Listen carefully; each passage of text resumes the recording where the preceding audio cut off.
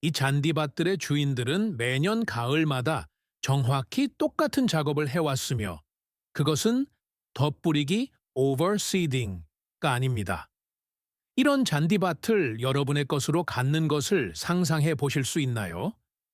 이 잔디밭에 가족과 친구들을 초대하거나 이웃들이 어떻게 이런 변화를 이뤄냈는지 궁금해하며 대화를 시작하는 모습을 상상해 보세요.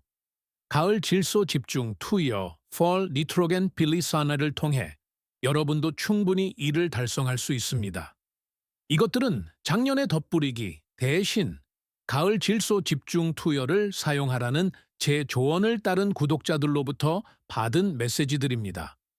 지금쯤 여러분 중 일부는 가을 질소 집중 투여가 무엇이며 왜 덧뿌리기 대신 이것을 해야 하는지 궁금해 하실 것입니다. 가을 질소 집중 투여는 전문가들이 골프장, 운동장, 가정집 잔디밭을 남은 생육 기간뿐만 아니라 이듬해까지 훌륭한 상태로 유지하기 위해 수십 년 동안 사용해온 가을철 질소 공급 계획입니다. 여름철 동안 우리 잔디는 견뎌낸 모든 더위와 가뭄으로 인해 엄청난 스트레스를 받았습니다. 기온이 다시 떨어지기 시작하면 잔디는 다시 활기를 띠고 회복하려고 할 것입니다. 이 시기야말로 잔디가 빽빽해지고 회복하며 내년을 위한 양분을 저장할 수 있도록 질소를 확실히 공급해야 할 때입니다. 한지형 잔디, 쿨 시즌 론스의 경우 기온이 화씨 80도 아래로 떨어지기 시작하면 질소 집중 투여를 시작할 때가 된 것입니다. 이 질소 공급 계획에 따라 우리는 남은 생육 기간 동안 2주마다 1000제곱피트당 0.5파운드의 속효성 질소를 잔디에 조금씩 나누어 공급할 것입니다. 잔디가 매우 듬성듬성하다면 매주 이 작업을 수행할 것입니다. 이렇게 함으로써 우리는 잔디를 빽빽하게 만들고 뿌리에 겨울 동안 탄수화물로 저장할 양분을 공급하게 되며 이는 내년 봄에 더 빨리 푸르게 변하고 겨울을 난 후 더 건강한 잔디가 됨을 의미합니다. 하지만 여기에는 분명한 조건이 있습니다. 잔디를 아주 많이 깎을 준비를 하셔야 합니다. 하지만 저를 믿으세요. 그럴 만한 가치가 있을 것입니다. 그렇다면 왜 덧뿌리기 대신 가을 질소 집중 투여를 해야 할까요? 첫째, 잔디밭 전체에 덧뿌리기를 하는 것보다 가을 질소 집중 투여를 하는 것이 비용이 훨씬 적게 들고 작업량도 훨씬 적습니다. 또한 덧뿌리기를 할 경우 그 잔디가 마침내 튼튼하고 건강한 잔디로 자라기까지 여러 계절이 걸립니다. 가을 질소 집중 투여를 사용하면 이미 다 자란 잔디를 활용하여 덧뿌리기 비용의 일부만으로 기본적으로 스테로이드를 주입하는 것과 같은 효과를 냅니다.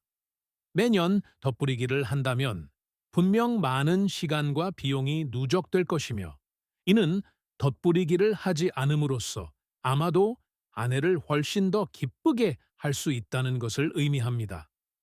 그렇다면 어떤 종류의 비료를 사용해야 할까요? 특정 기간 동안 투여하는 질소의 양을 조절하고 싶기 때문에 속효성 비료를 사용하는 것이 좋습니다. 이 목적을 위해 제가 찾은 가장 비용 효율적인 비료는 사라구연민권광영인 요소 우레이이 나 21인 황산암모늄 아모늄 술페이트였습니다. 우리는 이 비료가 즉시 효과를 발휘하기를 원하기 때문에 잔디의 속효성 질소가 공급되기를 바랍니다. 만약 집에 완효성 비료가 있고 더 이상 사고 싶지 않다면 처음 한두 번의 살포에는 완효성 비료가 효과가 있을 수 있지만 기온이 본격적으로 떨어지기 시작하면 그 비료들이 분해되어 잔디의 양분을 공급하기가 훨씬 더 어려워질 것입니다. 적어도 일부 속효성 질소가 포함된 비료를 살포함으로써 우리는 정확히 얼마나 많은 양을 투여하고 그 효과가 얼마나 지속될지 알 수 있으며 이는 연말에 낭비되는 비료가 없다는 것을 의미합니다. 가지고 있는 비료가 완효성인지 속효성인지 확실하지 않다면 이를 알아내는 방법이 있습니다. 여기 인기 있는 스캇스 브랜드의 비료가 있습니다. 여러분이 해야 할 일은 포장지 뒷면을 보고 유효 성분을 찾는 것입니다. 여기 왼쪽 하단을 보면 이 포장지에 32%의 질소가 포함되어 있음을 알 수 있습니다. 이 질소 중 완효성이 얼마나 되는지 알아보려면 포장지 아래쪽을 조금 더 살펴보기만 하면 됩니다. 맨 아래를 보면 이 포장지에 9%의 서서히 이용 가능한 질소가 포함되어 있다고 적혀 있는 것을 볼 수 있습니다. 즉, 이 포장지에 있는 32%의 질소 중 9%는 완효성이고 나머지 23%는 속효성이라는 뜻이며 이는 우리가 목표로 하는 배에 완벽하게 부합합니다. 요소나 황산암모늄을 구매하려고 하신다면 지역 사료 가게 피드스토어에 가서 한 포대를 사는 것이 가장 좋은 방법일 것입니다. 구글 지도에 피드스토어라고 검색하면 여러 곳이 뜰 것입니다. 사료 가게에 황산암모늄이 없다면 지역 조경 및 종자 공급업체를 검색해 볼 수도 있습니다. 이 제품들은 50파운드 포대로 나오기 때문에 배송비가 터무니없이 비싸서 온라인에서는 아주 좋은 가격에 찾기 어려울 것입니다. 배송비에 추가 비용을 쓰는 것보다는 앞서 이야기한 스캇스 포대처럼 대형 마트에서 속효성 질소 공급원을 찾는 것이 낫습니다. 이 두 비료의 가격이 얼마인지 말씀드리는 대신 5개의 다른 매장에 전화를 걸어 각각의 가격을 알아보겠습니다. 먼저 요소부터 시작해 보겠습니다. 안녕하세요. 혹시 요소 비료를 판매하시나요? 여기에 요소가 좀 있는 것 같네요. 네, 가격이 어떻게 되나요? 50파운드 포대에 $40입니다. 다음 통화. 비료는 어떻게 판매하시나요? 몇 포대밖에 안 남았어요. 혹시 황산암모늄도 있나요? 아니요, 없습니다. 또 다른 통화. 황산암모늄이요? 네, 그건 다른 종류의 제품입니다. 구할 수 있어요. 작은 포대로 있는 것 같네요. 50파운드 포대는 가격이 어떻게 될까요? 잘 모르겠네요. 또 다른 매장. 20파운드 포대에 $10.99이고 황산암모늄이라고 부릅니다. 네, 그것도 있습니다. 아, 있으신가요? 얼마인가요? 가격이 어떻게 되나요? $3.95입니다. 완벽하네요. 정말 감사합니다. 천만에요. 자, 기본적으로 가격이 천차만별이라는 것을 알 수 있습니다. 요소는 $30에서 $50 사이이고 황산암모늄도 가격이 비슷해 보이지만 제 지역에서는 황산암모늄을 구하기가 훨씬 더 어렵습니다. 견적을 2개만 받았는데 하나는 20파운드에 $60, 다른 하나는 50파운드에 $31였고 다른 분은 저를 위해 주문해 줄 수 있다고 했습니다. 아마 1비군데 정도 전화했을 겁니다. 여기 앉아서 전체 목록을 다 읊지는 않겠지만 대충 감이 오실 겁니다. 50파운드 포대에 대략 $30에서 $50 정도입니다. 황산암모늄과 요소 중 하나를 선택할 수 있다면 고려해야 할 몇 가지 사항이 있습니다. 첫째, 요소 한 포대에 질소가 더 많이 들어있으므로 지면에 투여되는 실제 질소 파운드 수를 고려할 때 가성비가 더 좋습니다. 하지만 더 많다고 해서 항상 더 좋은 것은 아닙니다. 요소는 각 알갱이의 질소가 매우 농축되어 있기 때문에 황산암모늄에 비해 잔디밭 전체에 고르게 뿌리기가 훨씬 어렵습니다.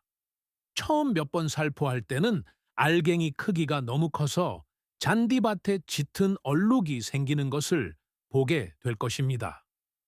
뿌리는 알갱이의 수가 적기 때문에 잔디밭의 모든 영역에 닿게 하는 것은 불가능합니다. 황산암모늄은 포대 내 질소 함량이 적어 잔디밭에 뿌릴 알갱이가 더 많기 때문에 이 작업을 훨씬 더 잘 수행할 것입니다. 하지만 토양의 pH가 낮다면 황산암모늄은 적합하지 않을 수 있습니다.